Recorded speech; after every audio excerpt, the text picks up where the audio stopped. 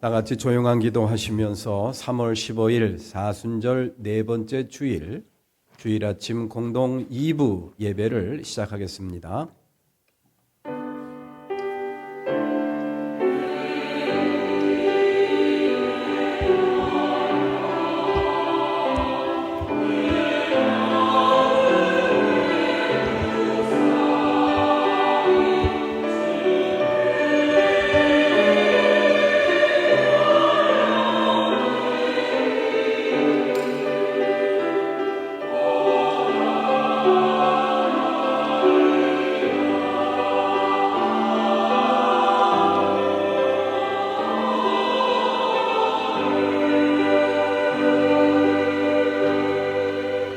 주님의 한결같은 사랑이 생명보다 더 소중하기에 내 입술로 주님께 영광을 돌립니다. 이 생명 다하도록 주님을 찬양하렵니다. 내가 손을 들어서 주님의 이름을 찬양하렵니다. 아멘.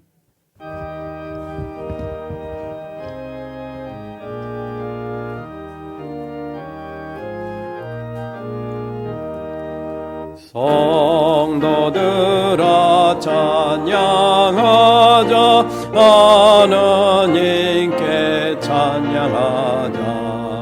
천지 만물 창조하신 그 놀라운 능력을 우리 함께 소리 높여 하느님께 찬양하자. 영원하신 창조주를 우리 모두 찬양하자. 성도들아 감사하자, 하나님께 감사하자. 모든 죄인 구원하신 그 놀라운 은혜를 우리 함께 기뻐하며 하나님께 감사하자. 자비하신 구세주께 우리 모두 감사하자. 성도들아 찬양하자, 하나님께 찬양하자. 하늘나라 영화로운 그 놀라운 영광을 우리 함께 큰 소리로 하나님께 찬양하자. 전능 영광 찬란함을 우리 모두 찬양하자.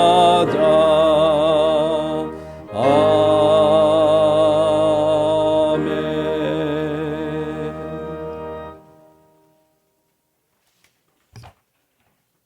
온 땅은 하느님을 두려워하며 그를 경외하라.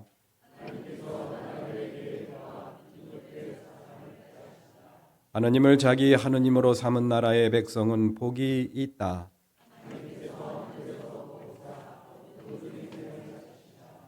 그가 거하시는 곳에서 세상의 모든 백성을 살피신다. 용사가 힘이 세어도 스스로 구원하지 못한다. 그들의 영혼을 사망에서 건지시며 그들이 굶주릴 때 살리신다. 그는 우리의 도움과 방패시로다. 아멘.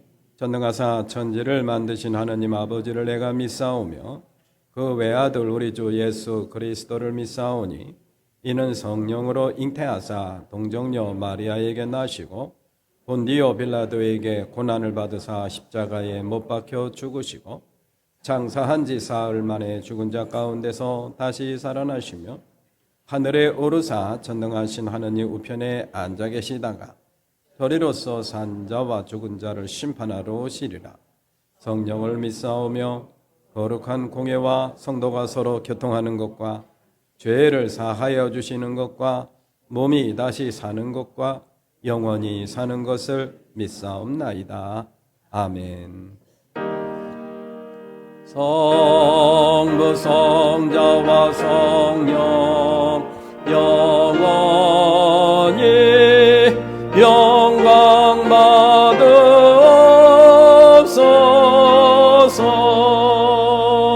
해초로 지금까지 또 길이 영원무궁 성삼위께 영광. 아멘.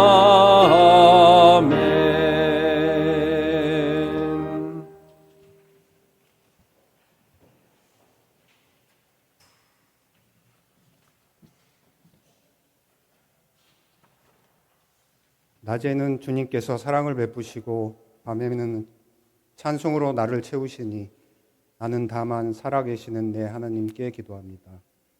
우리 기쁨과 즐거움이 되시는 하나님 아버지, 오늘도 거룩한 주일을 맞아 저희를 예배의 자리로 불러주심을 감사드립니다. 주님 앞에 나오는 것이 우리들의 삶에 그 어떤 것보다 귀한 은혜이며 축복임을 깨닫게 하옵소서. 겨울이 지나고 봄이 대지에 생명을 불어넣고 있습니다. 우리의 믿음에도 햇싹이 돋아나게 하옵소서. 얼었던 땅이 녹으면 물길이 흐르듯 굳어있던 마음이 녹아내리고 기도의 강물이 넘쳐 흐르게 하시며 말씀의 씨앗이 깊이 뿌리내리게 하옵소서. 눈에 띄는 변화보다 조용한 성숙이 일어나게 하시고 요란한 열심보다 꾸준한 순종의 열매가 맺히게 하옵소서. 사랑의 주님, 우리는 사랑을 말하면서 타인을 너무 쉽게 판단했고 용서를 말하면서도 마음속의 미움과 서운함을 내려놓지 못했음을 고백합니다. 주님의 은혜로 살아가면서도 내가 옳다는 생각에 붙들려 관계를 어렵게 만들었고 남의 실수에는 엄격하면서도 나에게는 관대했던 이중적인 모습이 우리 안에 있었음을 고백합니다. 이 시간 주님의 십자가 앞에서 우리 교만이 무너지게 하시고 사랑의 사람으로 다시 세워주옵소서. 위로의 주님, 미국과 이스라엘 그리고 이란 사이에 군사적 충돌이 지속되며 무고한 많은 생명이 희생당하고 있습니다. 전쟁의 공포 가운데 있는 이들에게 주님의 평화가 임하게 하시고 고통 속에 있는 이들에게는 주님의 따뜻한 위로를 허락하여 주옵소서. 나라와 민족을 위하여 기도합니다. 정치, 경제, 사회적 어려움 속에서도 주님의 공의와 자비가 이 땅에 드러나게 하시고 지도자들에게는 겸손과 책임 있는 결단을 허락하여 주옵소서. 갈등과 분열의 자리에는 화해의 길을 열어주시고 회복의 은혜를 더하여 주옵소서. 우리 교회가 어두운 세상을 밝히는 빛과 소금의 역할을 감당하는 교회가 되기를 간구합니다. 주님의 향기를 세상에 널리 전파하는 교회가 되어 예수님을 모르는 이들에게 구원의 빛을 비추고 진리 위에 굳게 서서 하나님의 말씀을 증거하는 교회, 세상을 치유하는 교회, 소망을 전하는 교회로 세워주옵소서. 사순절의 여정 속에서 우리를 위하여 피 흘리시고 고난당하신 예수 그리스도의 침묵과 인내, 순종과 희생을 묵상할 때 우리 안에서 참된 변화가 일어나게 하옵소서. 고난을 피하려는 마음이 아니라 주님의 뜻 안에서 감당할 용기를 허락하여 주시고 십자가를 통하여 드러난 사랑을 삶으로 살아내게 하옵소서. 가정마다 주님의 평안이 흐르게 하시고 다음 세대가 십자가의 의미를 올바로 배우며 믿음 안에서 자라나게 하옵소서. 이 시간 우리들이 말씀의 반석 위에 굳게 세워지길 소망합니다. 사랑하는 목사님을 통하여 주시는 은혜의 말씀으로 우리들의 생각들이 지혜롭게 변화되게 하시고 우리를 향하신 하나님의 뜻을 온전히 알게 하옵소서. 이 예배를 드리는 우리 모두가 세상 속에서 그리스도의 향기로 살아가게 하시고 말과 행동이 다른 신앙이 아니라 삶으로 복음을 증거하게 하시며 어디에 있든 주님의 사랑을 흘려보내는 통로가 되게 하옵소서.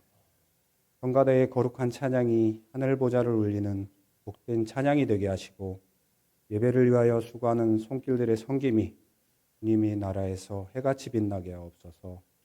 우리의 생명이 되시는 예수님의 이름으로 기도드립니다. 아멘.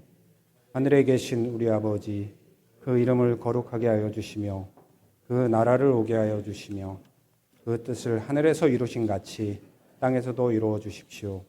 오늘 우리에게 필요한 양식을 내려주시고 우리가 우리에게 죄 지은 사람을 용서하여 준 것 같이 우리의 죄를 용서하여 주시고 우리를 시험에 들지 않게 하시고 악에서 구하여 주십시오. 나라와 권세와 영광은 영원히 아버지의 것입니다. 아멘.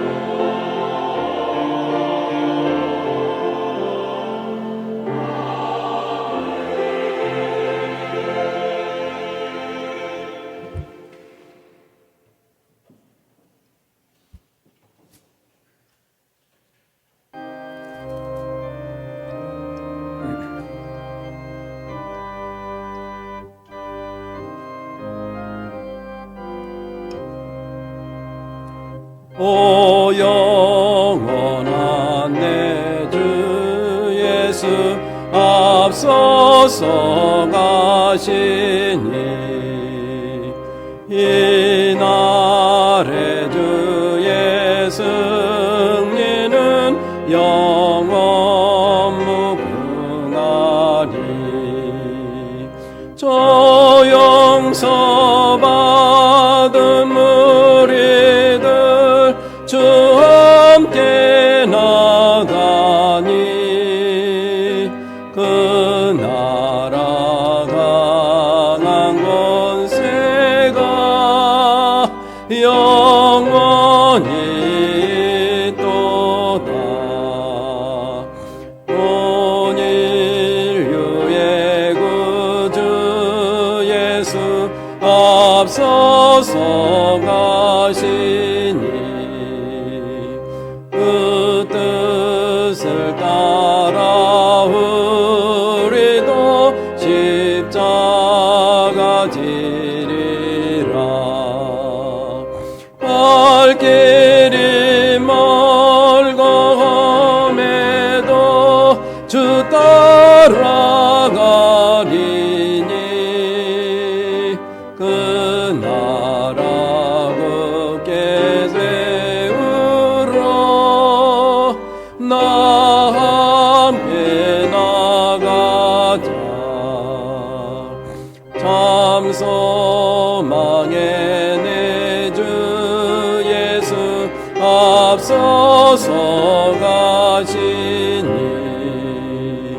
이 세상 온갖 탐욕이 다 사라지리라. 온 인간 세상 어디나 주 뜻을 이루니 참 사랑과 참 평화에 종소리 울린다. 참 생명과 빛 대신 주 만왕의 왕 앞에 그 위엄 높이기리여 호산나 부르자. 온 세상 가는 곳마다 사랑이 이기니 참 친구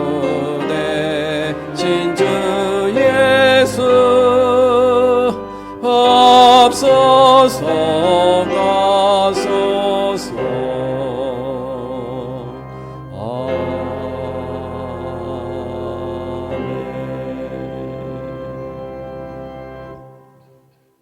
모두 일어나셔서 요한복음 12장 12절부터 19절 말씀 나누어 봉독합니다. 12절 말씀을 제가 먼저 봉독하겠습니다. 다음 날에는 명절을 지키러 온 많은 무리가 예수께서 예루살렘에 들어오신다는 말을 듣고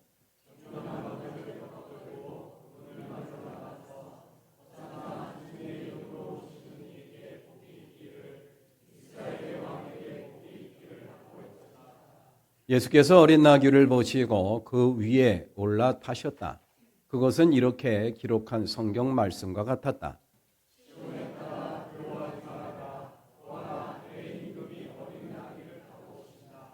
제자들은 처음에는 이 말씀을 깨닫지 못하였으나 예수께서 영광을 받으신 뒤에야 이것이 예수를 두고 기록한 것이며 또 사람들도 그에게 그렇게 대하였다는 것을 회상하였다.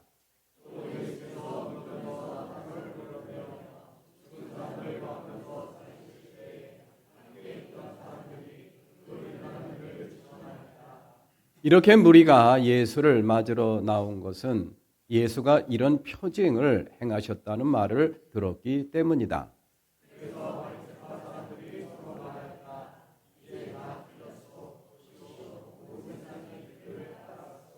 아멘. 모든 것이 주께로부터 왔으니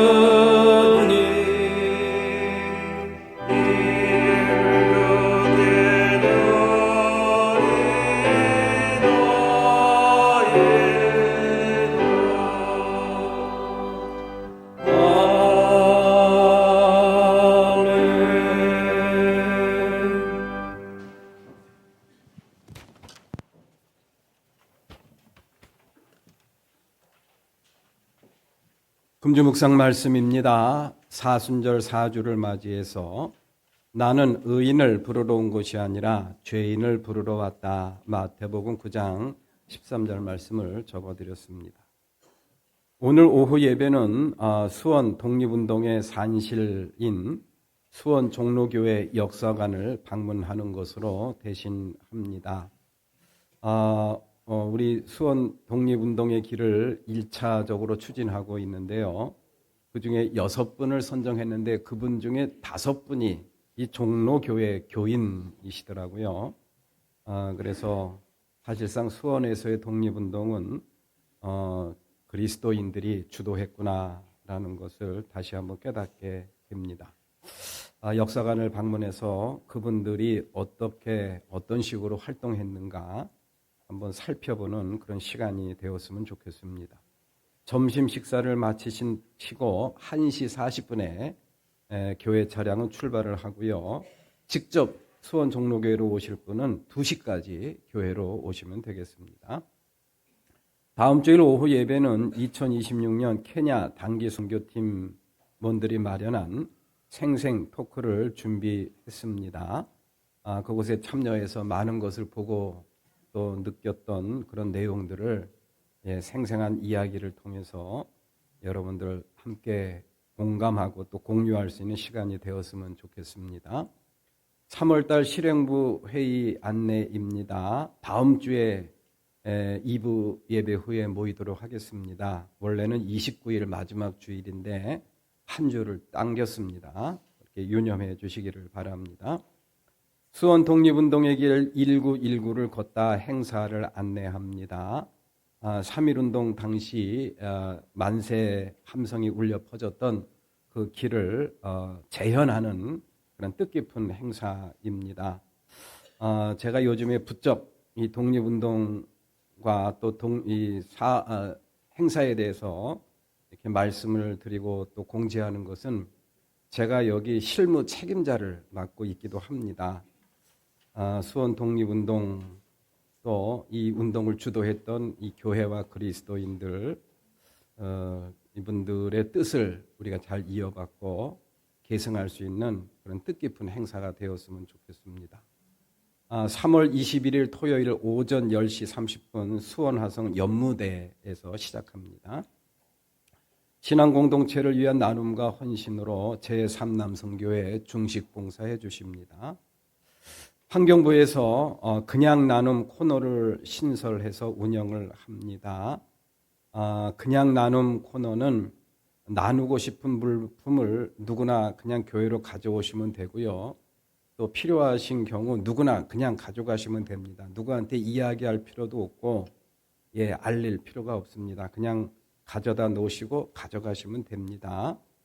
1층 사무실 출입문 옆에 그 빨간 그 철제 선반에다가 설치를 해놨는데 아무래도 옮겨야 될 것 같아요. 물품이 많이 모이게 되면은 좁아질 것 같아서 아마도 옮겨야 될 것 같은데 옮기게 되면 다시 광고하도록 하겠습니다. 이러한 취지로 이렇게 그냥 나눈 코너를 만들었으니까 여러분들 관심 가지시고 참여해 주시면 고맙겠습니다. 박현빈 청년부 박현빈 성도의 조목께서 세상을 떠나셨습니다. 삼가 조의를 표합니다.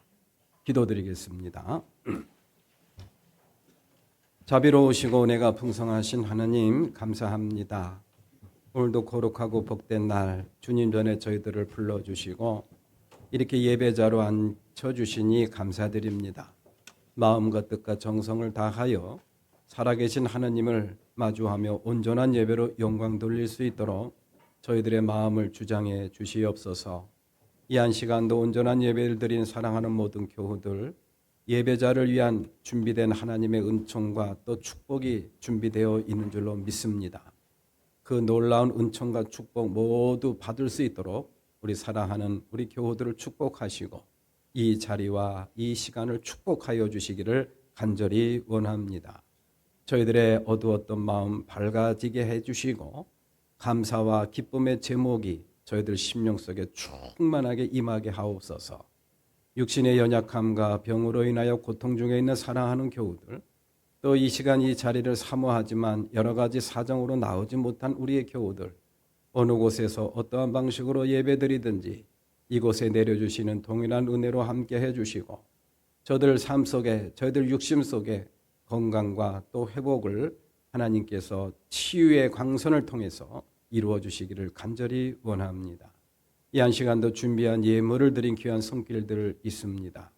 이 한 시간도 그 준비한 예물을 드린 사랑하는 손길들 기억해 주시고 저들 삶 속에 더욱더 큰 기쁨과 감사의 제목으로 충만하게 채워주시고 저들의 삶의 지경이 기름지고 넓혀질 수 있도록 저들의 삶을, 저들의 기업과 사업을, 직장을 축복해 주시기를 간절히 원합니다. 이 예물이 하나님의 나라와 영광을 위해서 소중하게 사용될 수 있도록 성별해 주시고 또한 축복하여 주시옵소서. 예수님의 이름으로 기도드립니다. 아멘.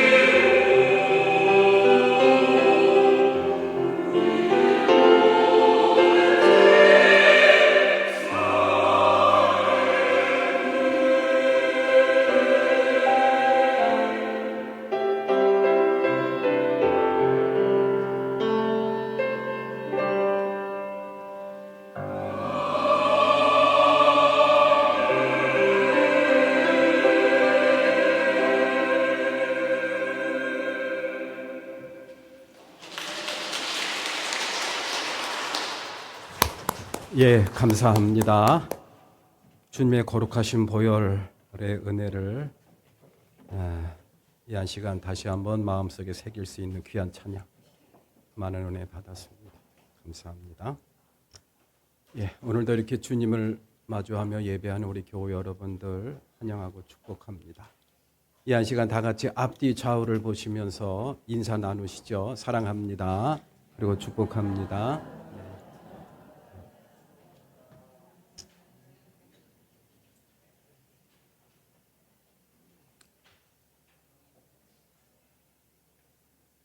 오늘 본문 말씀을 읽고 묵상하면서 제 머릿속에 언뜻 떠오르는 그런 추억이 있더라고요. 그게 뭐냐면은 2002년 월드컵. 그게 떠올라요.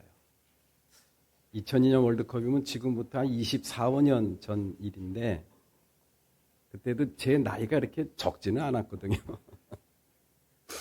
적지는 않았는데 그때는 제가 봐도 반은 미쳤던 것 같아요. 빨간 그 티를 입고 돌아다니면서 대한민국을 외치고 축구장 앞에서 그냥 대한민국을 외치고 그냥 그렇게 열광했던 그런 기억이 납니다. 우리 교우들 가운데는 서울 시청 앞에까지 가서 그렇게 응원을 했던 그런 분들도 있는 걸로 알고 있는데 하여튼 그때는 지금 그렇게 하라면 못할 것 같아요. 내가 그때 왜 그랬지? 반은 미쳤던 것 같아요. 그때는 왜 이렇게 좋았는지 아주 신나고 아주 열정이 있었습니다. 오늘 본문 말씀을 읽으니까요, 그 생각이 나요. 오늘 본문 말씀이 예수님, 예루살렘 성에 입성하는 예수님을 맞이하는 그러한 이 무리들, 군중들의 그런 환호성, 노래, 찬양, 고함이 그랬습니다.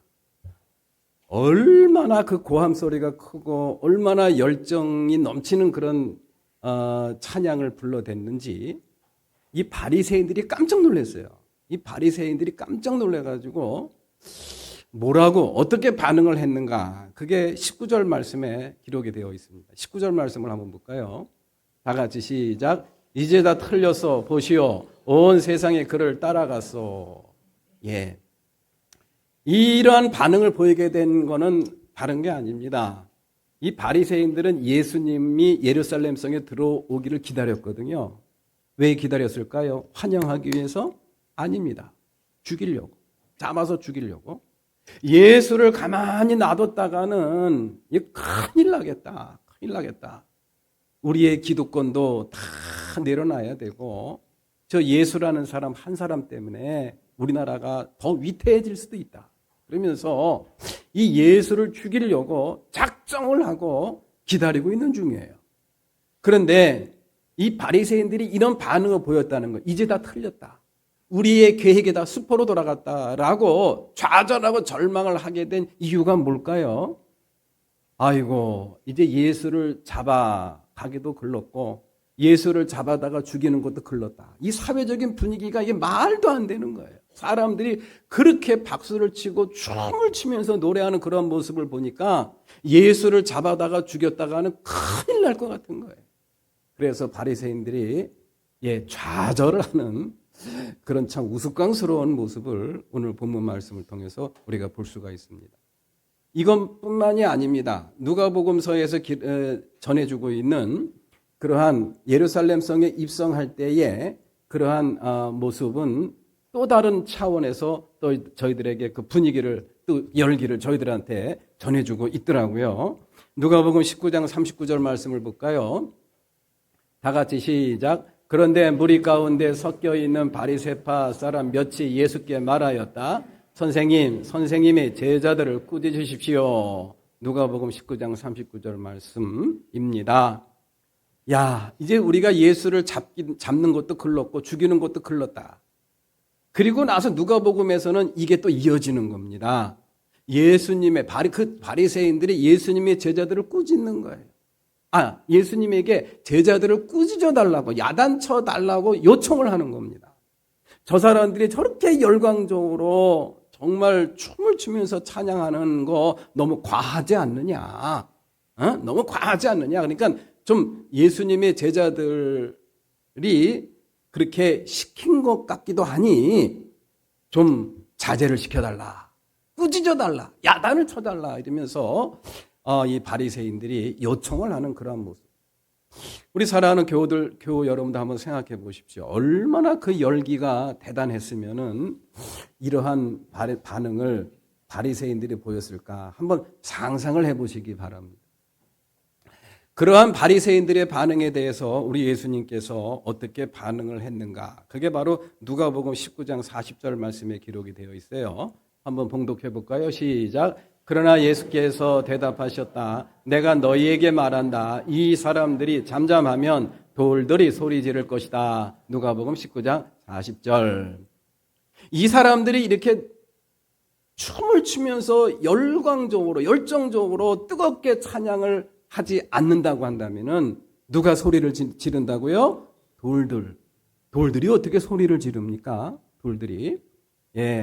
상당한 그러한 은유 또 비유법이 아닌가라는 그런 생각이 듭니다. 돌들이 소리 지를 것이다. 이 말씀 속에 담겨 있는 의미는 바로 그거죠. 이러한 열광적이고 열정적인 찬양을 받기에 충분하다라는 그런 이야기. 누가? 예수님이 비록 어린 나귀를 타고 참 우스꽝스러운 모습으로 들어오게 됐습니다. 그런데 사람들이 종려나무가지를 갖고 흔들어대면서 호산나 호산나를 외치면서 열광적으로 춤을 추면서 고함을 치면서 함성을 지르면서 찬양을 해대는 그러한 찬양, 그러한 열정적인 찬양. 이것은 예수님이 마땅히 받아야 된다. 마땅하다라는 그런 이야기. 그러니 너희들이 노래를 부르지 않으면, 너희들이 찬양하지 않으면 누가 소리를 지른다고요? 돌들이 소리 지를 것이다.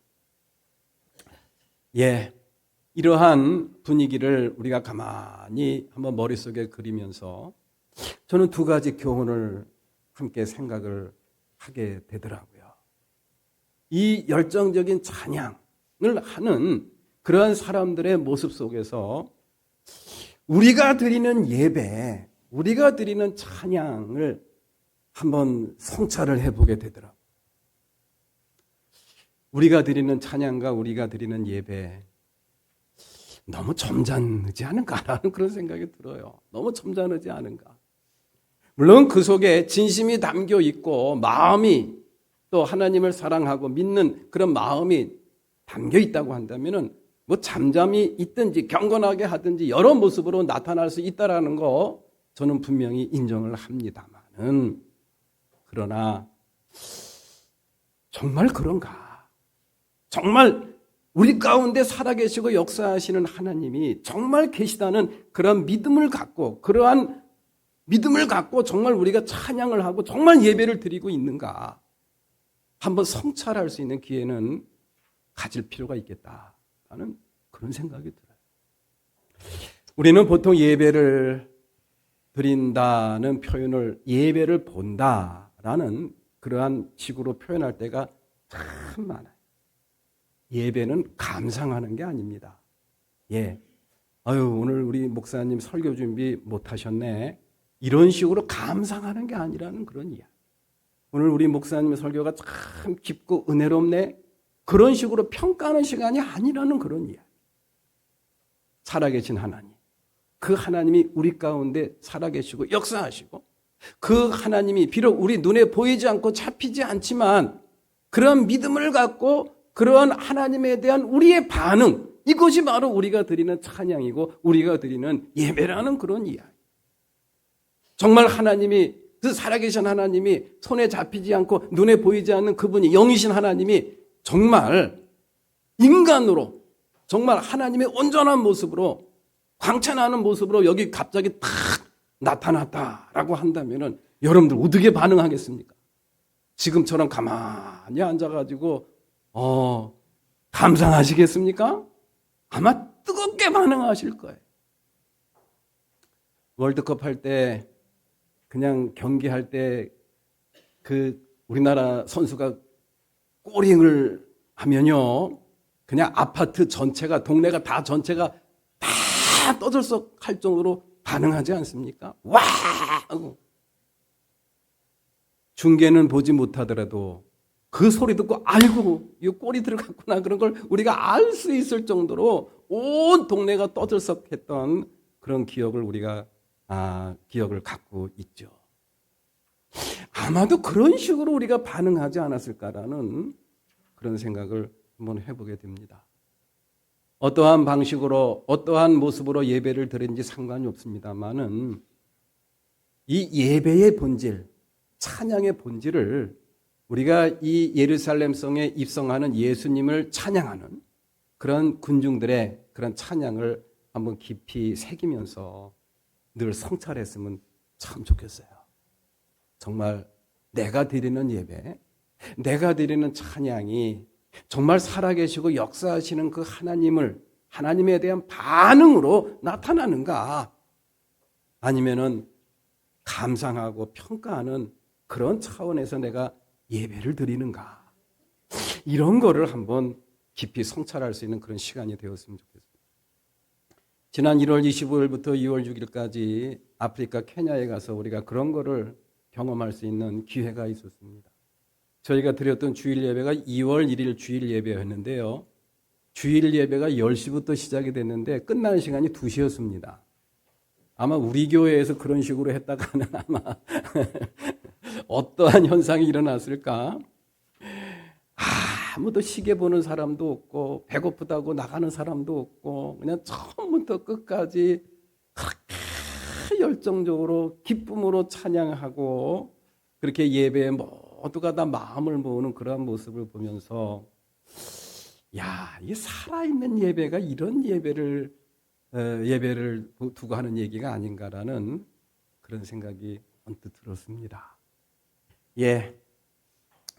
하여튼 오늘 이 본문 말씀에 나타난 예수님의 그러한 예루살렘 입성을 맞이하는 그런 백성들의 찬양 속에서 우리의 예배, 우리의 찬양은 어떠한가를 한번 깊이 성찰했으면 좋겠다라는 생각을 우리 교우들과 함께 공감하고 싶습니다. 자, 그런데 오늘 본문 말씀에 나타난 이 군중들의 찬양, 이 무리들의 찬양에는 문제가 있습니다. 뭐가 있다고요? 문제가 있어요. 이 사람들이 그렇게 열정적으로 뜨겁게 예수님을 맞이하면서 찬양을 했는데 문제는 그 찬양이 3일을 넘기지 못합니다. 며칠을 넘기지 못했다고요? 4일을 넘기지 못해요. 그렇게 주님을 찬양했던 그들의 입술, 호산나라고 주님을 뜨겁게 찬양했던 그들의 찬양이 무엇으로 변합니까? 예수를 죽여라. 예수를 돌로 쳐라.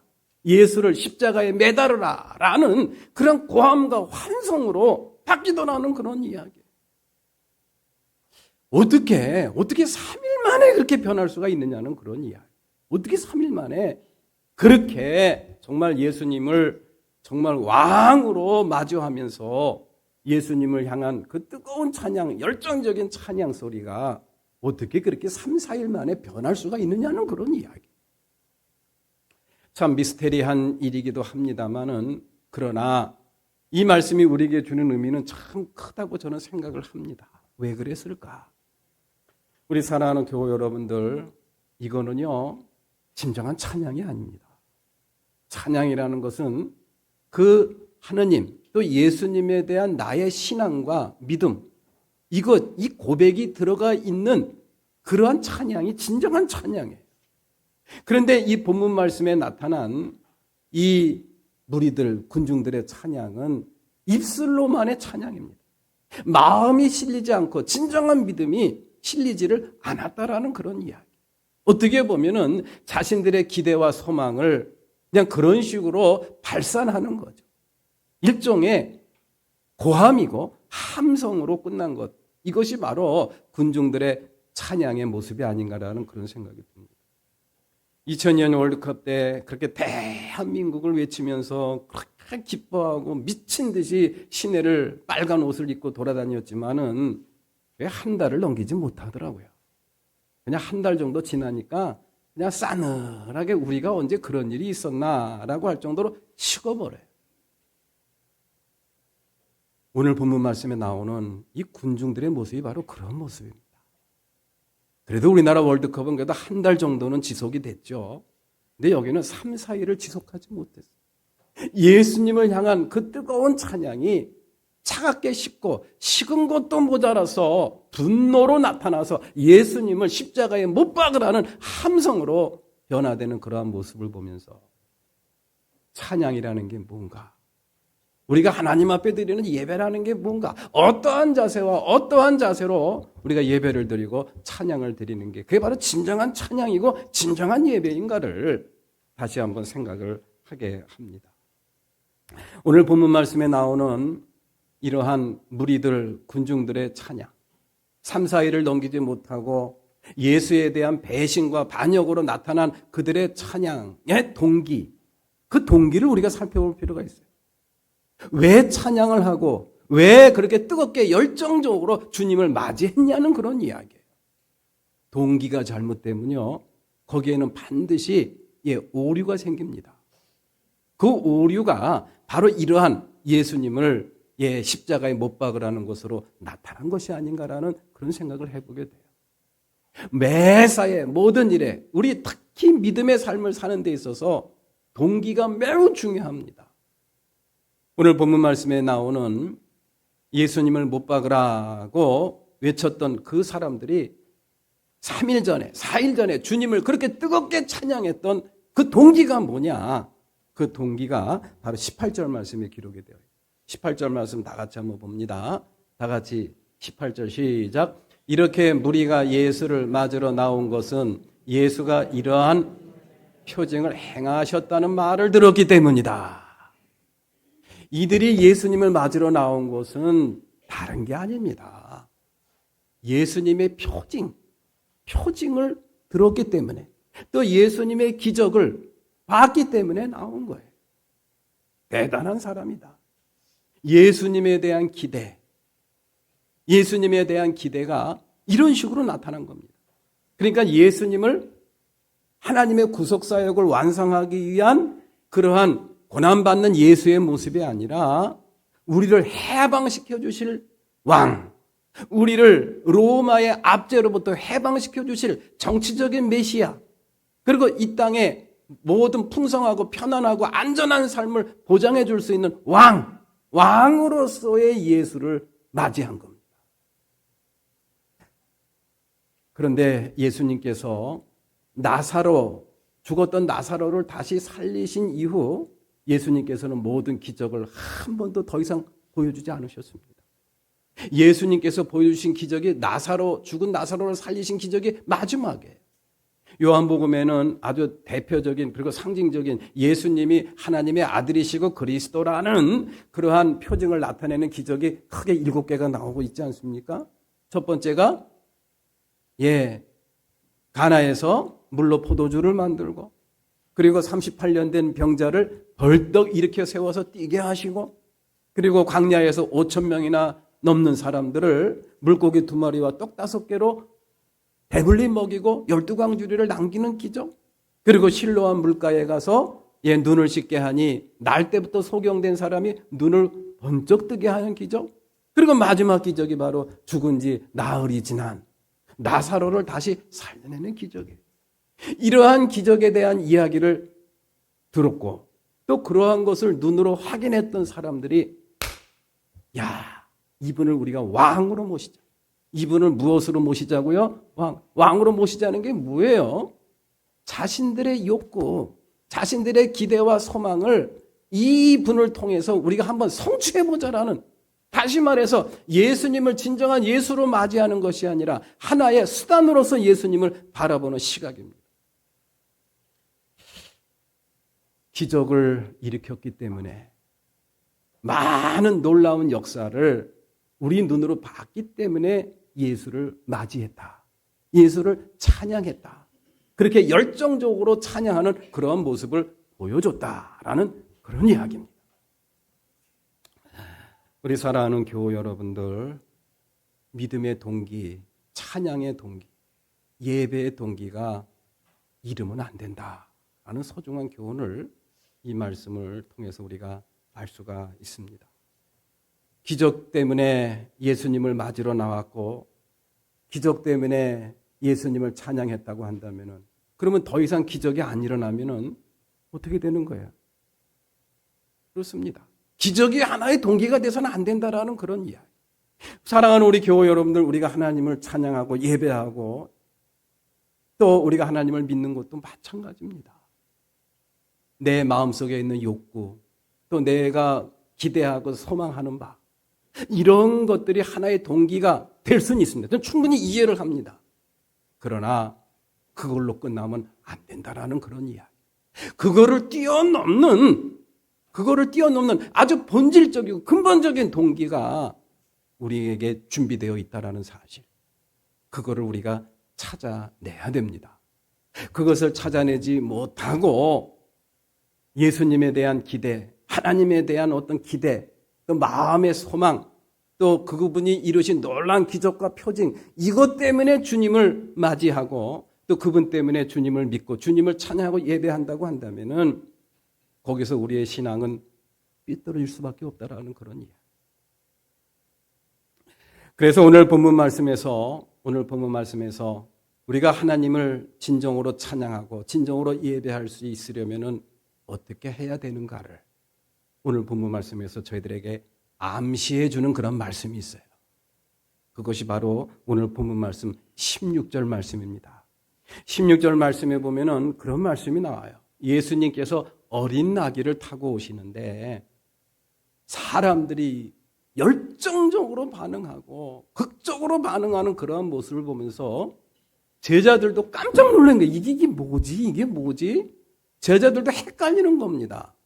그런데 나중에 알게 되었다, 깨닫게 되었다라는 말씀이 16절 말씀에 기록이 되어 있지 않습니까? 회상했다라는 말씀이 그 말씀이에요. 어떻게 알게 되었느냐? 예수님의 영광, 예수님께서 이루시고 예수님께서 성취하신 그런 예수님의 영광의 예표였구나. 예수님의 뭐라고요? 예표. 예수님의 영광의 예표였다라는 그런 이야기.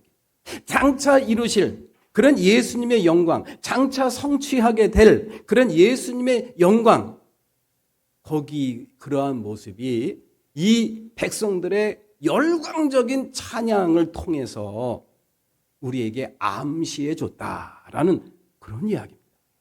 그렇게 온 천지 만물이 뒤집혀지고 그리고 백성들이 열광하면서 기쁨으로 찬양할 수 있는 그러한 예수님의 영광을 이런 식으로 미리 보여주셨다라는 그런 이야기.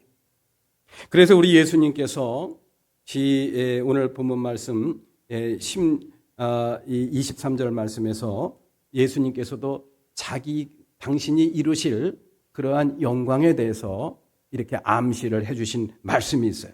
23절 말씀을 한번 보겠습니다. 다 같이 시작. 예수께서 그들에게 대답하셨다. 인자가 영광을 받을 때가 왔다. 아멘. 인자가 영광을 받을 때가 왔다. 여기서 인자가 누굽니까? 예수님이십니다. 예수님이 영광을 받을 때가 왔다. 우리 사랑하는 교회 여러분들, 오늘 이 본문 말씀 속에서 예수님의 영광, 인자가 영광을 받을 때가 왔다라는 이 말씀 속에 담겨 있는 예수님의 영광을 마음속에 깊이 새기셨으면 참 좋겠어요. 우리가 궁극적으로 바라봐야 될 것이 바로 그겁니다. 예수님의 영광. 예수님의 영광이 뭐예요? 예수님의 영광을 갖다가 이 헬라어 그리스어로 어떻게 번역을 해 놓았냐 하면요, 에독사스데라는 그런 단어로 번역을 해 놓았어요. 근데 에독사스데라는 이 단어 속에는 세 가지 의미가 포함되어 있습니다. 예수님의 죽음, 그리고 예수님의 부활, 그리고 예수님의 승천. 이 세 가지가 포함되어 있어요. 예수님의 고난과 죽음, 그리고 예수님의 부활, 그리고 예수님의 승천. 예수님께서 승천하셔서 어디에 계신다고 저희들한테 가르쳐주고 있죠? 하나님 우편에 계신다. 최고의 영광의 반열, 영광의 자리에 오르셨다라는 그런 성서적인 어법, 그런 상징적인 표현으로 하나님 우편에 앉으셨다라는 것으로 저희들에게 가르쳐 주고 있습니다. 그렇습니다. 우리가 궁극적으로 바라봐야 될 지점, 또 그래서 우리가 예배와 찬양의 이유가 돼야 될 것은 바로 무엇이냐면 바로 이 예수님의 영광입니다. 예수님의 영광은 다른 말로 표현하면은 한번 따라서 해보시죠. 십자가 영광. 예, 십자가 영광입니다. 예수님께서 십자가를 통해서 이루신 그러한 모습들, 그것을 오늘 성경에서는 영광의 모습으로 저희들에게 표현을 해주고 있는 겁니다.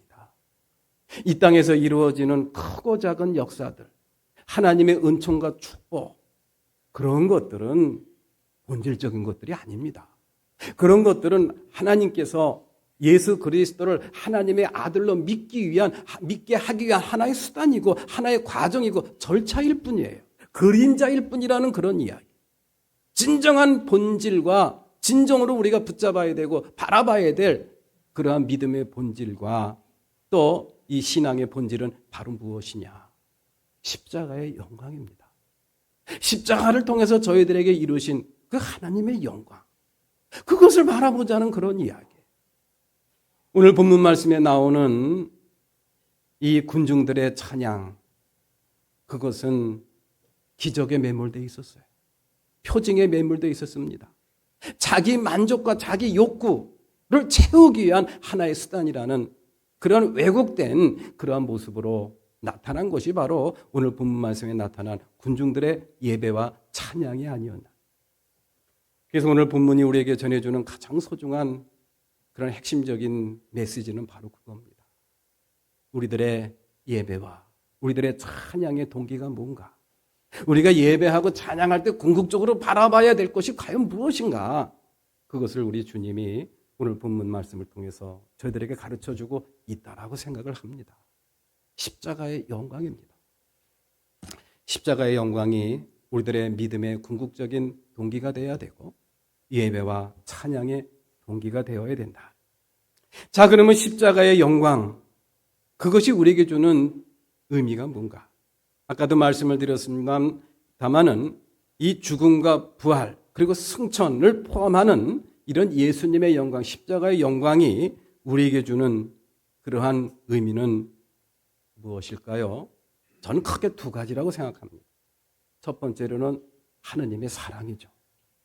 그리고 또 하나가 있다고 한다면 속죄와 구원입니다. 속죄의 은혜입니다. 이것을 잘 요약해 준 그런 말씀이 있죠. 십자가의 영광과 예수님의 영광을 저희들에게 아주 잘 요약해 준 말씀이 로마서 5장 8절 말씀입니다. 한번 다 같이 봉독해 봅니다. 다 같이 시작. 그러나 우리가 아직 죄인이었을 때에 그리스도께서 우리를 위하여 죽으셨습니다. 이리하여 하느님께서는 우리들에 대한 자기의 사랑을 실증하셨습니다. 아멘. 그 어떤 경우에 있어도 나를 포기하지 않고 나를 하나님의 백성으로 취급해 주시고 인정해 주시는 그런 하나님의 사랑. 그건 순전히 하나님의 사랑입니다. 우리가 어떻게 하나님의 자녀가 되고 구원받은 백성으로 살아갈 수가 있겠습니까? 그것은 처음부터 끝까지 하나님의 사랑의 결과라는 거. 그것을 로마서 5장 8절 말씀은 이런 식으로 저희들한테 가르쳐 주고 있습니다. 이 세상에서 가장 큰 사랑을 받은 사람이 바로 누구인가? 바로 나구나라는 그런 깨달음. 그러한 확신과 그런 약속을 이 말씀을 통해서 우리는 마음속에 새길 수가 있는 것이죠. 그리고 또 하나가 바로 속죄의 은혜입니다. 한번 따라서 해보시죠. 속죄의 은혜. 우리가 어떻게 하나님의 자녀가 될 수 있고 구원받은 자녀로 살아갈 수가 있겠습니까? 우리가 지은 모든 죄를 깨끗하게 씻어주셨기 때문에 그런 속죄의 은혜 때문에 우리가 하나님의 자녀가 되고 또 하나님의 백성으로 살아가게 된 줄로 믿습니다. 예수님께서 십자가에서 고난받으시고 죽으신 이유가 뭡니까? 왜? 우리를 구원하시는 방법이 왜 십자가의 고난이었고 십자가의 죽음이었냐는 그런 이야기. 왜 피를 흘리셨냐는 이야기예요. 그것을 우리 예수님의 십자가에서 마지막 말씀으로 저희들한테 잘 가르쳐주고 있죠. 다 이루었다. 테텔레스타이. 이게 바로 뭡니까? 너희들이 치러야 될 죄의 값을 내가 십자가에서 피 흘림으로 인해서 다 해결했다. 그러니까 너희들이 치러야 될 죄값이 있다 없다? 없다라는 그런 이야기. 하나님 앞에서 우리들이 치러야 될 죄값이 없다라는 그런 이야기. 아무리 그 말씀이 믿어진다고 하더라도 우리는 여전히 부족하고 연약하다는 사실을 매 순간 깨달으며 살아갈 수밖에 없죠. 그럴 때마다 우리에게 그럼에도 불구하고 너는 하나님의 자녀라는 사실을 깨우쳐주는 말씀이 바로 로마서 5장 8절 말씀이 아닌가라는 그런 생각이 듭니다. 우리 사랑하는 교회 여러분들, 우리가 이 땅에서 많은 부와 명예를 누리고 또 권력을 갖고 떵떵거리며 산다고 해도 누구나 다 하나님 앞에 서야 됩니다.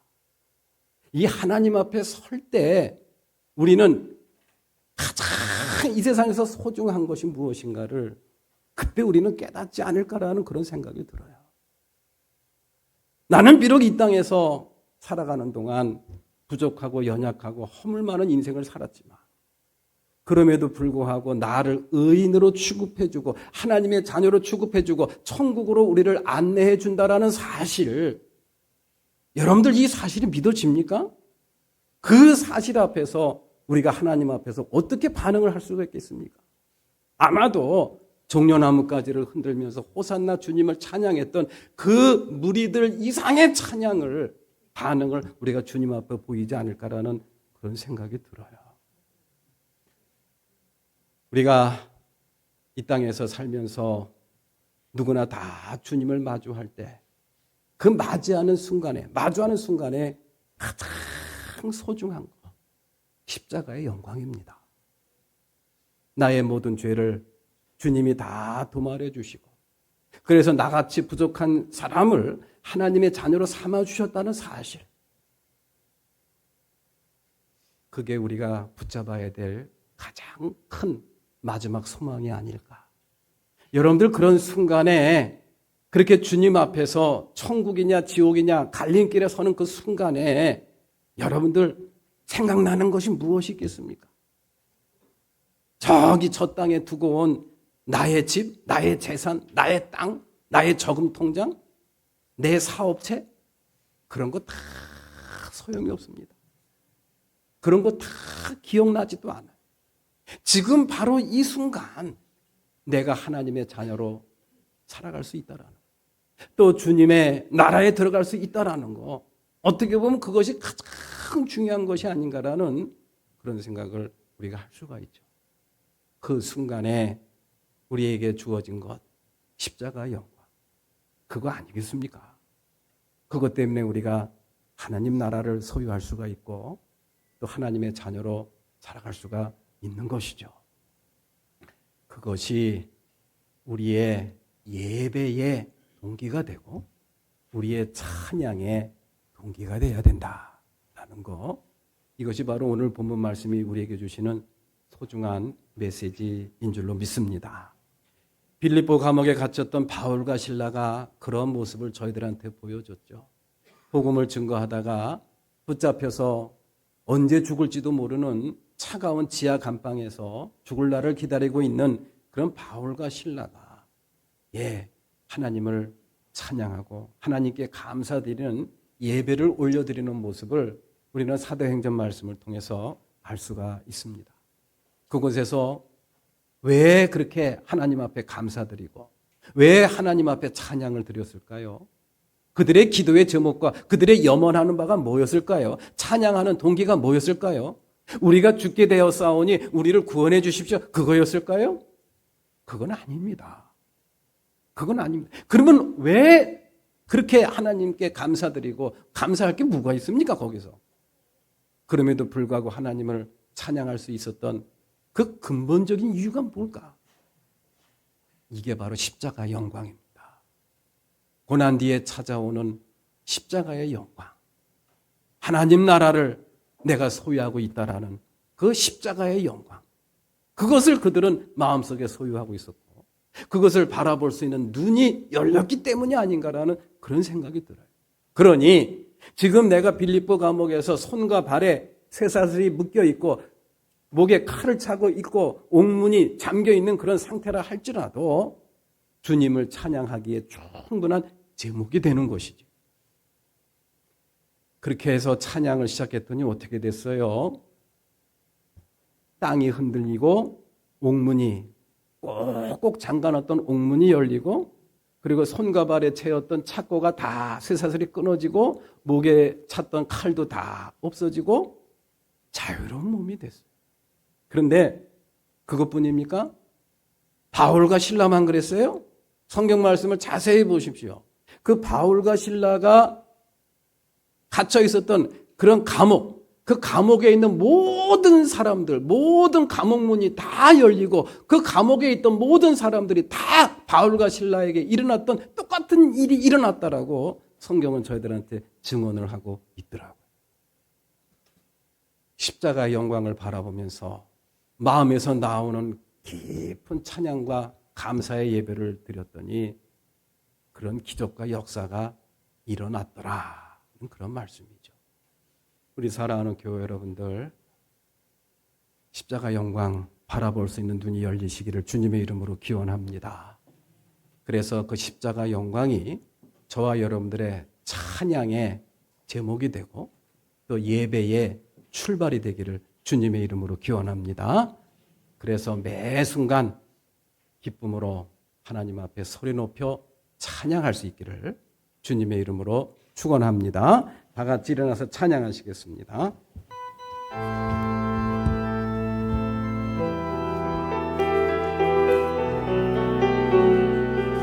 박수 치면서 할까요? 우리 주의 성령이 내게 임하여 주를 찬양합니다. 우리 주의 성령이 내게 임하여 주를 찬양합니다. 찬양합니다. 찬양합니다. 주를 찬양합니다. 찬양합니다. 찬양합니다. 주를 찬양합니다. 우리 주의 성령이 내게 임하여 손뼉치며 찬양합니다.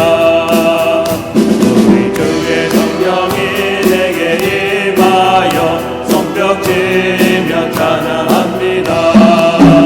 손뼉치면서 손뼉치면서 주를 찬양합니다. 손뼉치면서 손뼉치면서 주를 찬양합니다. 우리 주의 성령이 내게 임하여 소리 높여 찬양합니다. 우리 주의 성령이 내게 임하여 소리 높여 찬양합니다. 소리 높여서 소리 높여서 주를 찬양합니다. 소리 높여서 소리 높여서 주를 찬양합니다. 우리 주의 성령이 내게 임하여 춤을 추며 찬양합니다. 우리 주의 성령이 내게 임하여 춤을 추며 찬양합니다. 춤을 추면서 춤을 추면서 주를 찬양합니다. 춤을 추면서 춤을 추면서 주를 찬양합니다. 자비로우시고 은혜가 풍성하신 하나님, 사순절을 맞이하여 예수님께서 예루살렘 성에 입성할 때 종려나무가지를 흔들며 호산나를 외치며 열광적으로 찬양했던 군중들과 무리들의 찬양을 이 한 시간 함께 살펴봤습니다. 그들의 찬양은 3일 4일을 견디지 못하고 예수님에 대한 배신과 반역으로 나타나 예수님을 십자가에 못 박으라는 함성, 분노의 함성으로 바뀌었습니다. 하나님 어찌하면 좋습니까? 우리의 신앙이, 우리의 믿음이, 우리의 찬양과 예배가 그러한 모습으로 나타나지 않을까 매우 두렵습니다. 하나님, 저희들에게 눈을 열어주시옵소서. 십자가를 통해서 이루신, 고난을 통해서 이루신 십자가의 영광을 바라볼 수 있는 눈을 열어 주시옵소서. 그래서 진정한 찬양, 하나님이 기뻐하시는 온전한 예배 드릴 수 있는 저희들 모두가 되게 하옵소서. 이제는 우리 주 예수 그리스도의 은혜와 하나님 아버지의 크신 사랑, 성령님의 감화 감동 역사 내주하심이 이 한 시간 주님을 마주하며 온전한 예배로 영광 돌리며 마음속에 선한 결심과 다짐을 하고 세상을 향해 나아가는 귀하고 복된 우리 성도들 머리 위에, 저들의 가정 위에, 저들의 기업과 직장 위에, 학업 위에 지금부터 영원토록 함께 하시옵기만을 간절히 축원하옵나이다. 아멘.